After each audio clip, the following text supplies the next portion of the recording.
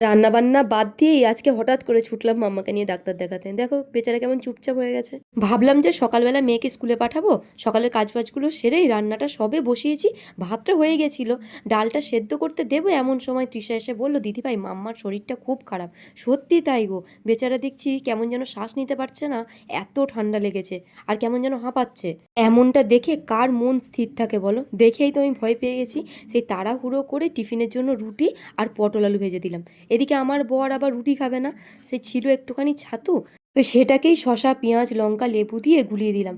টেনশনে না হাত একদম চলে না গো, কাজ যেন কিছুতেই এগোচ্ছে না। আর এমনিতেই না টেনশন আমি একদম নিতে পারি না, এত হাত পা কাঁপে। যাই হোক করে এই খেতে দিয়েই বেরিয়ে পড়লাম মাম্মাকে নিয়ে। আর এই বর্ষার সময় আমাদের রাস্তাটার যে কী হাল হয়, সারা রাস্তাটা এইভাবে গর্ত গর্ত হয়ে যায়, এত সাংঘাতিক অবস্থা। কোনো বড় গাড়ি তো দূরের কথা, টোটো বাইক নিয়ে যাওয়াটাও যে কী সমস্যা। অবশেষে উঠলাম হচ্ছে মেইন রোডে।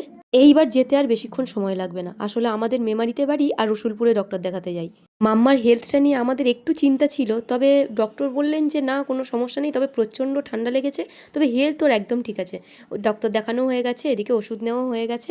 এই দেখো আমাদের পাশের গ্রামে মা কালী পুজো হচ্ছে, তার উদ্দেশ্যে দেখো জল নিয়ে যাচ্ছে। আমার যে কী ভালো লাগে এমনটা দেখতে, তাই তোমাদের একটু দেখালাম।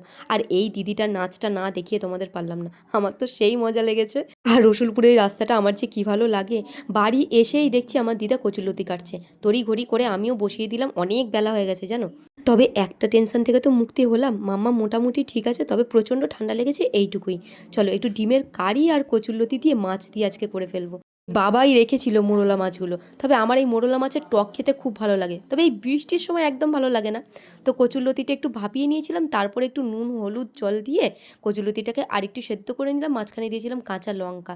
এরপর আরেকটু ভালোভাবে সেদ্ধ হয়ে গেলে ওই মাছ ভাজার মধ্যেই কচুরলতিটাকে ছেড়ে দিয়ে আর ফোড়নে দিয়েছিলাম একটু সর্ষে, তারপরেই আবার লতি মাছটাকে দিয়ে ভালোভাবে ফুটিয়ে নিলাম, ব্যাস কচুরলতি দিয়ে মাছটা তো রেডি। এবার ডিমের কারিটা করে ফেলি। এখন ডিমের কারি রান্না দেখালে তোমরা সকলেই বলবে যে ডিমের কারি তো আমরা সকলেই পারি, তবে আমি অন্যরকম করি, তোমরা হয়তো অন্যরকম করো, তাই তোমাদের সামনে একটু দেখালাম আর কি। ওই পেঁয়াজ কুচিয়ে একটু ভেজে নিলাম, আর এদিকে যেমন মশলা দিই আদা রসুন পেঁয়াজ, সেই পেস্ট দিয়ে একটু চিনি দিয়েছিলাম মাঝখানে, মশলা সব কষিয়ে নিয়ে ডিমটাকেও একটুখানি কষিয়ে নিয়ে দিয়ে দিয়েছিলাম খানিকটা জল, ব্যাস ডিমের কারি রেডি।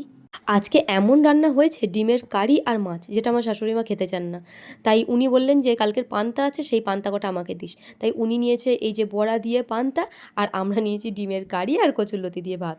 আজকে একটা মজার ব্যাপার হয়েছে, স্নান করার আগেই খেয়ে নিয়েছি, এত জোর খিদে পেয়েছিল।